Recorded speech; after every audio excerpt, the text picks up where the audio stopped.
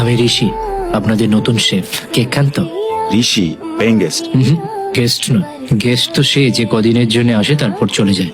আপনি কদিনের জন্য এসেছেন?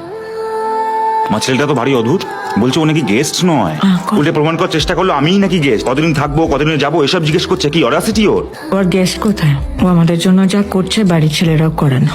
তোরা তো আর কেউ থাকিস না, ওই আমার বল ভরসা। Thank you aunty.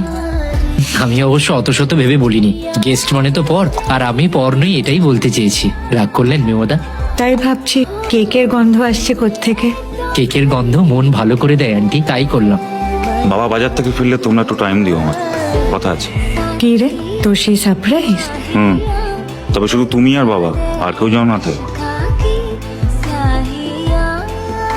কিরে উঠে পড়েছিস?